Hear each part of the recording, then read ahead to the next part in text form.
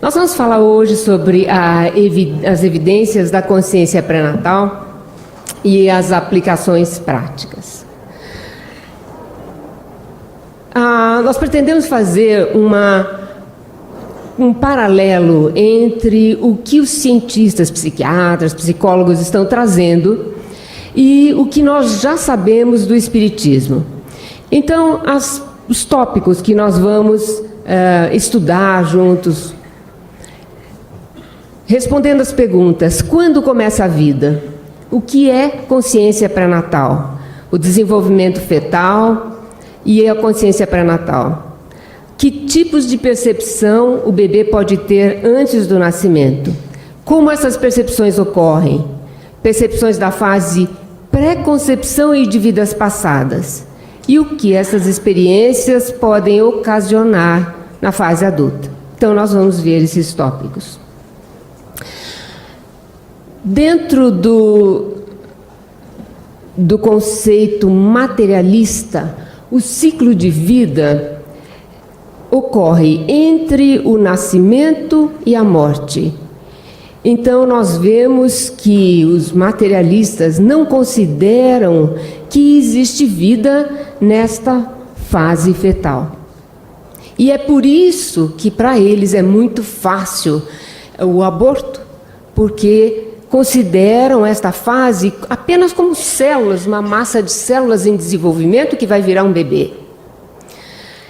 Mas nós vemos que já há algum tempo, alguns psicólogos, psiquiatras, através das suas experiências, começam a estudar este fenômeno da vida fetal.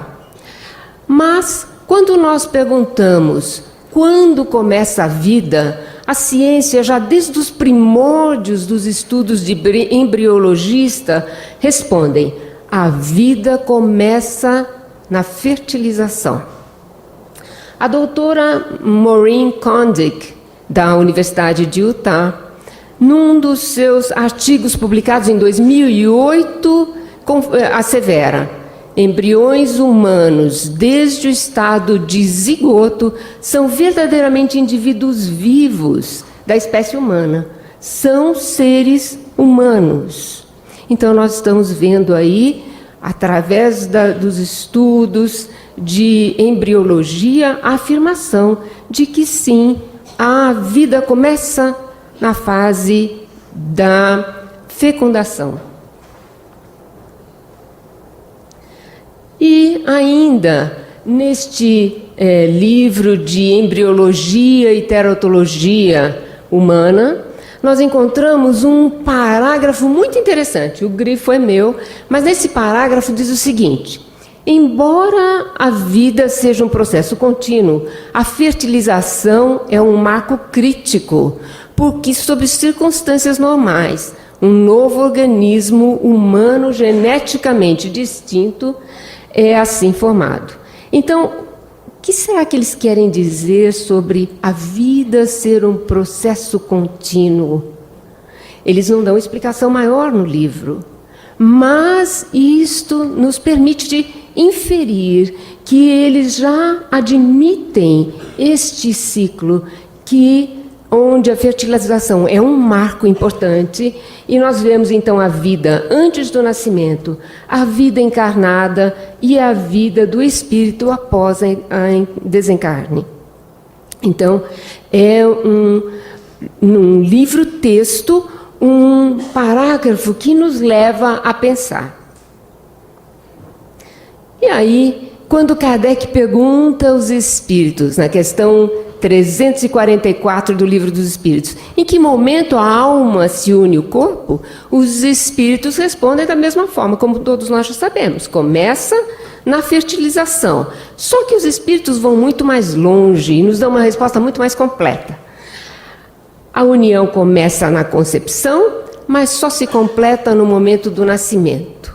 Desde a concepção, o espírito designado a habitar um certo corpo é conectado por um laço fluídico, que se torna cada vez mais apertado até o instante do nascimento. Que laço fluídico é esse? Perispírito, né? E então, como eu disse, alguns psicólogos, psiquiatras, já desde a década de 1980, começam nas suas experiências a observar que aquele ser em desenvolvimento tem percepções. E como é que eles observam isso? Porque na sua prática clínica, o paciente que chega com os seus distúrbios e eles levam a uma regressão, uma terapia de regressão, estas pessoas regridem até a fase fetal. E, de repente, começam a dar relatos do que está acontecendo em uma fase ou outra. E muitos destes casos foram relacionados com traumas que essas pessoas traziam. Então, estes estudos começaram a ser relatados e cada vez mais nós vamos ver relatos importantes e eles começam então a curiosidade de saber como é que essas percepções estão ocorrendo. Será que elas são mesmo verdadeiras? Ou será que naquele momento de terapia, de hipnose, a pessoa parece que lembra de alguma coisa que não é verdadeira? Então nós vamos ver que estas memórias da fase pré-nascimento que emergem durante a hipnoterapia foram relacionadas a problemas emocionais, problemas traumáticos da vida adulta. Além disso, há muitos relatos de memórias espontâneas. Crianças, especialmente entre 3 e 6 anos, que lembram e comentam alguma coisa de repente. Mamãe, eu me lembro quando eu estava dentro da sua barriga.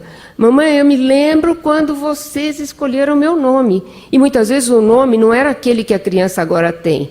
Mas a mãe e o pai lembram. É mesmo, como é que essa criança sabe? Né? Então, estes psicólogos, psiquiatras, fundaram uma associação, que é a Associação de Estudos Pré- e Perinatal. Um deles, pioneiro nesses estudos e que fundou essa associação, é o Dr. Thomas Verne. Publicou esse livro em 1982, O Segredo da Vida da Criança Antes de Nascer. Conta muitos casos interessantíssimos. Então, quem tiver oportunidade de ler esses livros que eu vou citar, é realmente muito interessante. Outro psiquiatra, psicólogo, que tem livros sensacionais, Dr. David Chamberlain. Ele tem um livro, Babies Remember Birth, as crianças que lembram o seu nascimento. Nesse livro, ele estudou pares, ele pareou crianças e mães. Fez uma regressão com essas crianças e essas crianças lembram algumas coisas que aconteceram, que ocorreram durante a fase fetal. Aí ele vai fazer uma entrevista com a mãe e até que faz as perguntas sobre a gravidez, etc., e vai verificar que aqueles dados que a criança revelou são realmente verdadeiros. Ele tem estudo de vários pares de crianças e mães e relata nesse livro. E chega à conclusão, nós podemos confiar nesses relatos, eles são verdadeiros.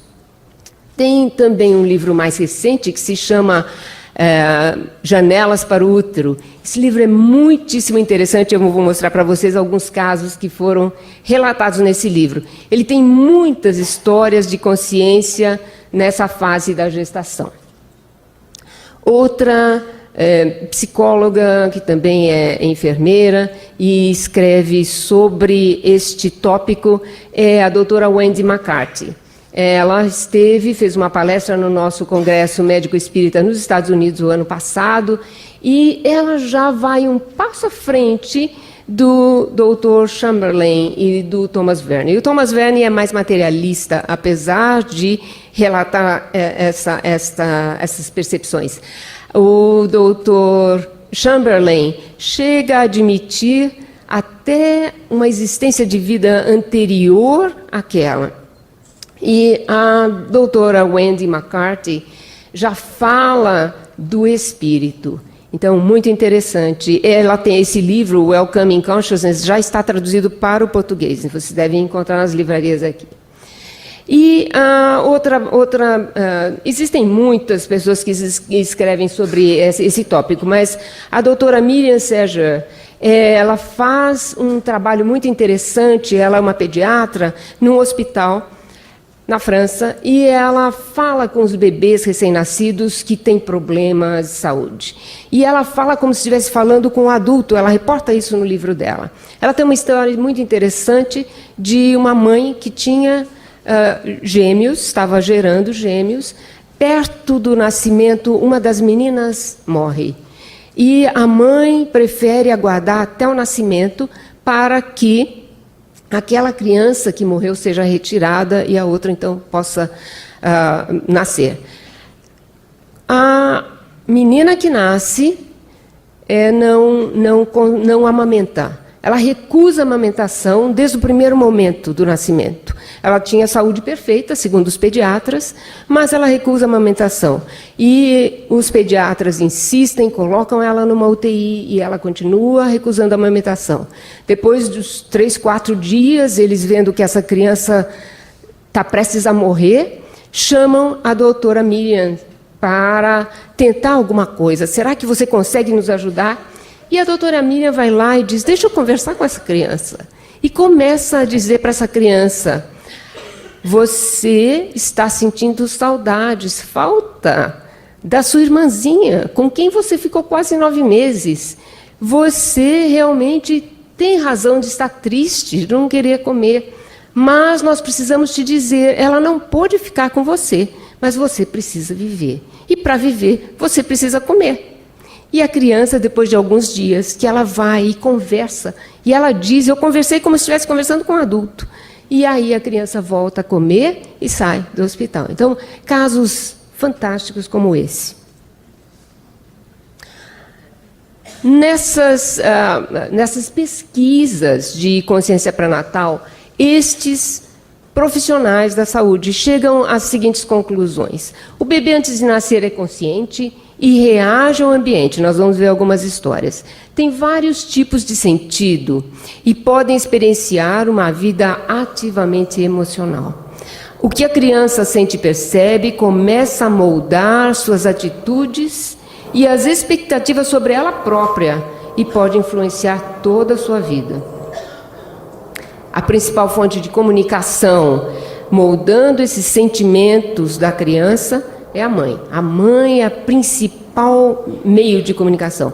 Mas dizem também, se o pai é um pai presente, é um pai participante que está sempre perto, também vai influenciar. Então, vemos aí a importância dos pais durante o período da gestação. Vou mostrar para vocês esse quadro de desenvolvimento fetal e para que nós possamos discutir um pouquinho sobre essas percepções. Quem viu hoje de manhã a palestra do Dr. Alberto, viu de uma maneira poética, magistral, como esse desenvolvimento ocorre. Então, o meu trabalho aqui fica muito mais fácil. Mas o que eu quero chamar a atenção nesse quadro de embriologia, não pretendo dar aula de embriologia, que nem eu mesmo sei, mas eu pretendo mostrar aqui que o cérebro começa a se formar muito cedo. Na segunda, aqui nós temos a idade fetal em semanas. Então, na terceira semana, o cérebro, as células do sistema nervoso estão se organizando. Mas a formação do cérebro só se completa muito perto do nascimento, nós vemos aqui. Também os olhos. Os olhos começam a se formar, mas até a semana 26, 26ª semana, as pálpebras estão fechadas.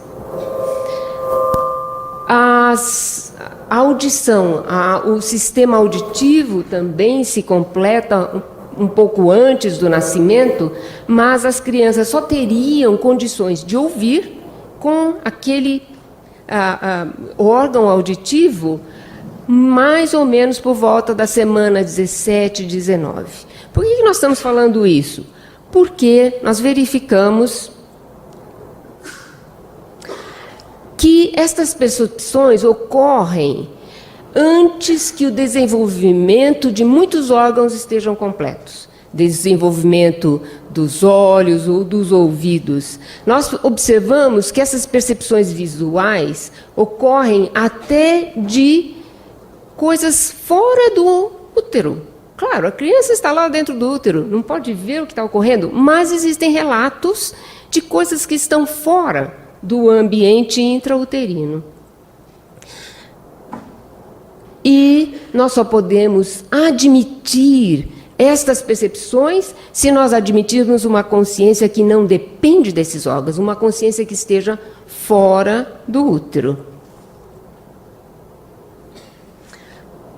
Quando o doutor Chamberlain escreveu o livro Janelas para o Útero, ele descreve 12 tipos de sentidos. A maior parte desses sentidos são as reproduções daqueles que nós temos no nosso corpo físico, tato, gustação, etc. Muito interessante, ele descreveu um sentido que ele denominou visão paradoxal. O que é essa visão paradoxal? Ele nos lembra que a pálpebra está fechada até praticamente o finzinho da gestação. No entanto, estes fetos têm reação à luz. E como é que eles observam isso? Através do ultrassom. Eles observam que se houver um facho de luz, aquele feto vai franzir a testa, vai virar a cabeça, em reação à luz. Observam uma coisa muito interessante, que quando se faz a amniocentese, na inserção da agulha, eles já tiveram observações de casos em que o bebê coloca a mão contra a agulha. Teve um caso que é descrito nesse livro, em que a criança, o obstetra, precisou fazer 6 tentativas, até que a criança parou de reagir à agulha. Chegou no fim, ele não conseguia e desistiu de fazer a amniocentese. 6 tentativas. E a criança, no 4º, 5º mês de gravidez, não tendo visão, os órgãos visuais ainda completos, reagia contra a agulha no local onde a agulha estava sendo inserida. Ela não estava vendo com os olhos físicos, concorda? Então, muito interessante essas observações. Isto está documentado por médicos e nos livros. Ele nos fala ainda de sentidos extrasensoriais. O que ele chama de sentidos extrasensoriais? Clarividência. A criança ou o feto vê o que acontece fora da área, então descreve: eu estou vendo o meu pai agredindo minha mãe. Então, na regressão, regride, estamos no 5º mês de gravidez e eu estou vendo meu pai agredindo minha mãe. Eu estou vendo o ambiente, enfim. Dr. Chamberlain chama isso de clarividência. Eu fui muito além, mas não tem problema. Telepatia é o outro, é quando há um relato de este ser informação se comunicar ou saber o que está acontecendo no pensamento de outra pessoa. Então ele diz: eu sinto a rejeição do meu próprio irmãozinho. Então, o meu irmão, eu sei que o meu irmão me rejeita, o meu irmão não gosta de mim. Então, a criança, né, com ciúme do bebezinho que vai nascer, tem aquele sentimento de rejeição e é relatado, então, depois na fase adulta. Dr. Chamberlain diz: na minha experiência clínica, é comum que o bebê, nos primeiros momentos do útero, sinta se é desejado ou não, e por qual dos pais. Como eles sabem? Pergunta o Dr. Chamberlain. Ele não coloca a resposta. Nós vamos ver a resposta através do Espiritismo. Então, estas experiências são semelhantes às experiências fora do corpo. E nós vamos ver aqui, vocês vão ter a oportunidade de ver o Dr. Pim van Lommel, que tem um trabalho magnífico pesquisa de experiência fora do corpo. Vocês vão ver, ele tem esse trabalho publicado numa revista extremamente conceituada, o Lancet. 344 sobreviventes de parada cardíaca, e ele demonstra, então, ele é muito honesto em dizer no fim do artigo dele: eu tenho certeza que existe uma percepção de uma consciência que atua fora do corpo, independente do corpo, porque o corpo está em parada cerebral e cardíaca, mas eu não sei como ela ocorre. No fim deste livro ele coloca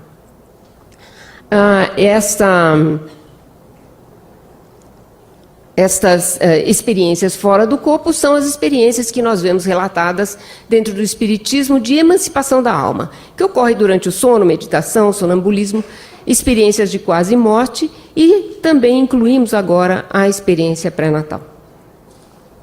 Como essas percepções ocorrem? E aí a ciência não tem resposta. Tem as observações, mas não tem a resposta, porque ainda não conhecem o que nós conhecemos, que são as habilidades do espírito e do perispírito. Então, nós temos que procurar essas informações além da medicina, da ciência tradicional. E, evidentemente, além de Kardec, nós vamos aprender tudo isso através de Chico Xavier, com todos os seus livros, especialmente os livros de André Luiz. Este slide nos foi emprestado pela doutora Marlene Nobre quando ela fez uma palestra sobre perispírito nos Estados Unidos. E nós sabemos, então, que estas memórias, estas percepções que ocorreram durante a vida fetal foram armazenadas no corpo mental do perispírito. E, através do corpo mental, passam, então, para o cérebro e são lá armazenadas e, durante a fase adulta, emergem. Então, é dessa forma, eu não vou me estender muito aqui, porque nós não temos tempo para analisar toda essa forma. Mas a doutora Ivênia, numa palestra ontem, falou destas ligações da consciência com as estruturas cerebrais. E nós lemos lá em André Luiz, Evolução em Dois Mundos, que no córtex existem ligações energéticas da consciência para os nossos sentidos. Tato, audição, visão, etc. Os nossos sentidos normais. Mas as ligações da consciência para os nossos sentidos emocionais se dão no diencéfalo. Tálamo, hipotálamo. E nós já ouvimos bastante sobre isso, ouvimos hoje as palestras aqui. Eu queria só apontar que aqui nesta parte nós temos a pineal, do qual nós ouvimos hoje através do Dr. Marco Aurélio e do Dr. Tomé, muito sobre estas ligações do espírito, da consciência, né? Consciência aqui no sentido de espírito, né? Para nós, para aqueles que não conhecem espírito, eles chamam consciência. Então, interessante que eu vou voltar aqui, então, agora, estou fazendo, como vocês veem, um paralelo lá, o que a ciência diz, o que esses psiquiatras, psicólogos revelam e o que nós aprendemos no espiritismo. Estas revelações por hipnose muitas vezes são relacionadas a traumas na vida adulta, mas algumas são interessantes, são sensações agradáveis, e essa é uma delas.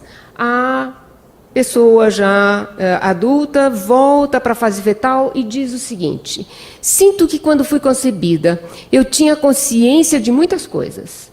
Eu não sei onde eu aprendi, mas eu me sentia inteligente. Eu sabia o que estava fazendo e sabia que tinha vindo por um motivo. Será que nós já ouvimos isso em algum lugar? Senti que tinha um lugar para estar, uma chance de crescer e me estabelecer. Me senti feliz por ter sido concebida como se tivesse escolhido aquele lugar, aquelas pessoas.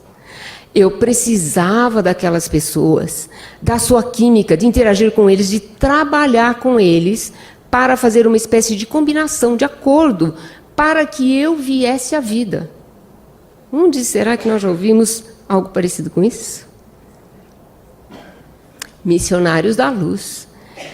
quando nós vemos todo esse tratado de reencarnação, né, de formação, de ligação do espírito com aquele corpo em formação em todas as suas fases, a reencarnação de Sigismundo. E nós vemos então que existe uma preparação dos futuros pais para receberem o espírito reencarnante, que existem os guias espirituais que são responsáveis por esse planejamento do espírito reencarnante, da ligação desse espírito com aquela célula ovo, com aquele que vai se tornar o zigoto e o feto. E aprendemos que existe esse laço fluídico que nós chamamos perispírito, alguns chamam corpo astral, e que Sheldrake chama de corpo mórfico, que é um envelope fluídico do espírito que o acompanha sempre, né, até após a morte. E é onde está o registro de memórias e de experiências. Então, mais uma vez, em André Luiz, nós vemos que existe um plano, por isso é interessante nós fazermos essa comparação com o relato dessa moça. Existe um plano dentro da lei de causa e efeito, não só para o corpo físico, mas como para a família que vai receber e as circunstâncias onde esse espírito vai reencarnar. Existe um objetivo, existe um porquê, que nós sabemos é para adquirir novos valores morais, para, muitas vezes, passar pelas expiações necessárias, reconciliações necessárias, experiências necessárias.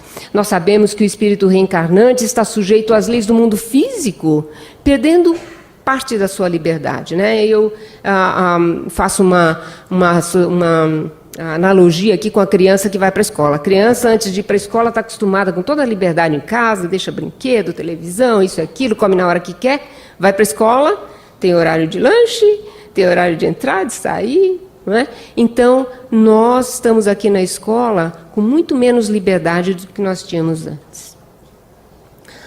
Estas experiências fora do corpo foram relatadas também pela doutora Ellen Wambach. Fantástico, em 1979, ela fez um estudo maravilhoso, 750 adultos, onde ela faz as regressões e ela vê, tem muitas informações lá, mas informações importantes. Ela relata que, apesar de 90% dessas pessoas relatarem a experiência agradável da morte na vida anterior, então ela está regredindo e essa regressão vai até uma vida anterior e a experiência dessa morte na vida anterior foi agradável, em 90% dos casos.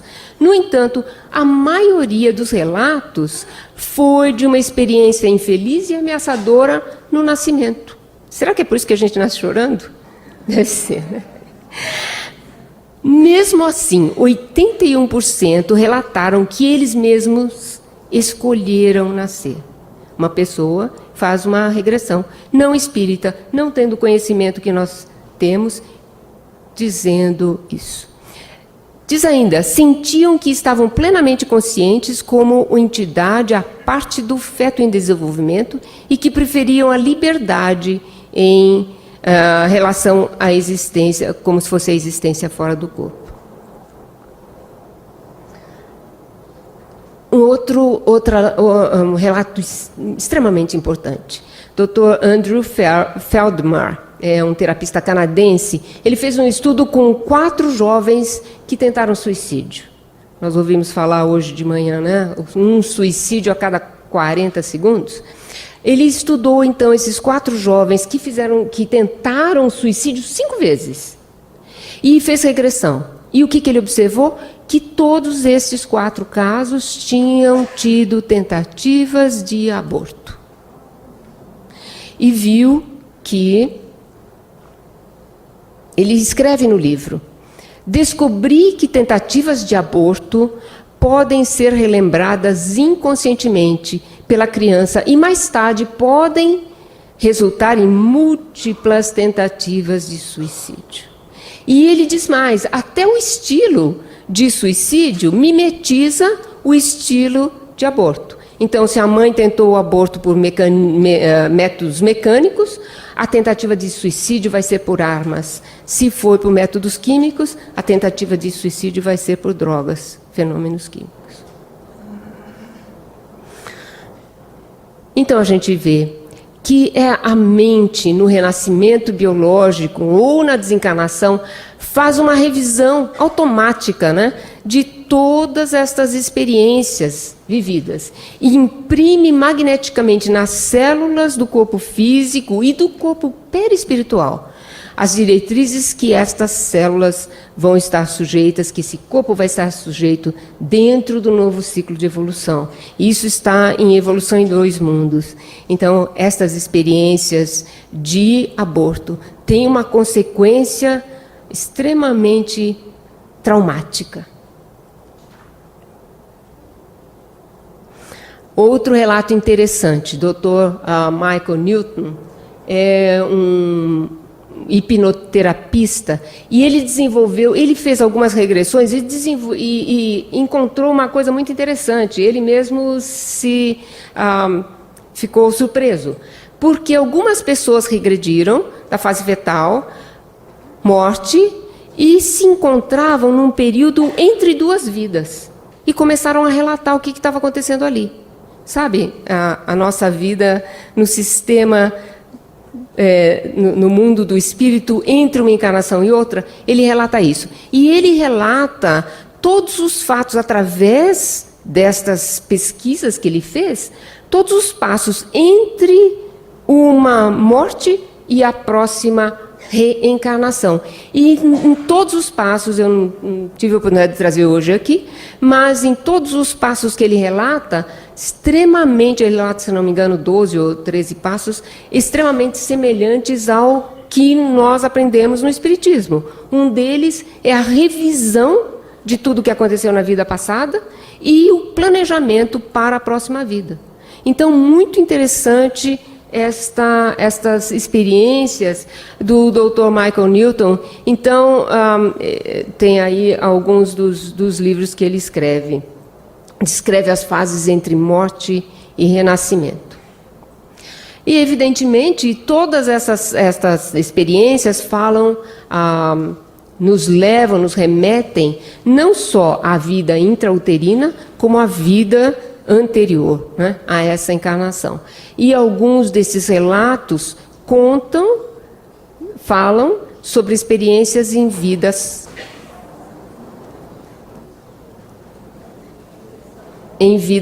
passadas. E, evidentemente, a gente não pode falar de vidas passadas sem falar no Dr. Ian Stevenson, né? E todos outros colegas já mencionaram. Dr. Jim Tucker, que continua os trabalhos do Dr. Ian Stevenson e escreveu um livro mais recente sobre memórias de vidas passadas em crianças que nascem com defeitos físicos ou com marcas. E interessante, ele foi para outros países, lugares onde o Dr. Ian Stevenson não tinha ido, e fez esse novo relato, novo estudo. E aqui a doutora Ellen Wambach, com o seu estudo fantástico lá dos anos 70, e num dos livros ela escreve o seguinte: depois de todas as experiências, eu não acredito em reencarnação, eu sei que ela existe. Muito, muito, muito interessante para nós, né? Uma pessoa que não vem falar isso através do Espiritismo, mas que através das suas experiências chega a essa conclusão. E nós vimos no livro do Dr. Chamberlain o seguinte assertiva. Lá no fim, ele diz: a validação dos achados objetivos de Ian Stevenson e de outros nos últimos 50 anos demonstra que a consciência de vidas passadas não é mais mera especulação filosófica, mas um conjunto de dados científicos que revela aspectos intrínsecos e coerentes da consciência humana. Os bebês, mesmo na fase fetal, já têm consciência e revelam inteligência de adultos. E qual a aplicação prática de tudo isso? Né? Nós já temos aqui uma noção bastante grande, né? Nós que fazemos uma campanha ardente contra o aborto, já temos aqui uma aplicação prática muito importante para ser levada para aqueles que ainda relutam em aceitar que a vida começou lá na fertilização. Mas ainda o Dr. Chamberlain diz, no fim do livro dele, como instrutor, através do livro. Espero que você aprecie os fatos que redefinem o espírito formidável e a inteligência daqueles novos membros da família que nascem no planeta todos os dias, que inconscientemente reduzimos ao termo genérico de bebês.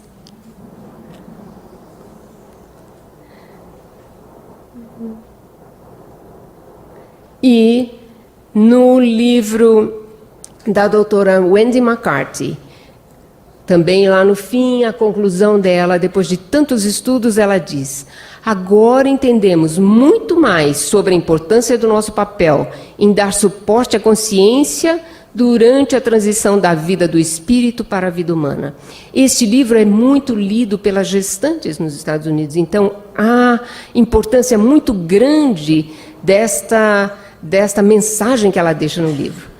Cada um de nós, diz ela, pode contribuir para que os bebês sejam mais integralmente conectados com quem eles realmente são, vivendo como seres espirituais. Quem já ouviu falar de Pierre Teilhard de Chardin? Então vocês já sabem o que ele disse, né? Exatamente. Nós não somos seres humanos vivendo uma experiência espiritual, mas nós somos seres espirituais vivendo uma experiência humana. Ele era um jesuíta que a igreja baniu porque ele foi além daquilo que a igreja dizia. Através dos seus estudos de paleontologia, ele descobriu que havia muito mais do que a religião permitia saber. E quando ele tenta fazer uma associação entre a ciência e a religião, ele é banido da igreja e tem que deixar a França. Mas nós aprendemos, então, que nós somos seres espirituais, não só numa vivência humana, numa experiência humana, mas em múltiplas experiências humanas, não é mesmo? E nós não poderíamos deixar de dizer que nós somos seres espirituais desde a fertilização, porque é importante que nós, neste aprendizado, levantemos a bandeira que a doutora Marlene defendeu com toda a sua vida, com toda a sua vibração em defesa da vida.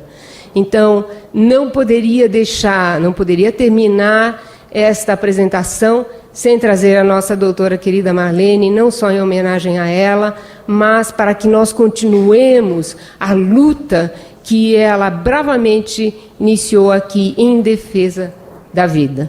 Muito obrigada.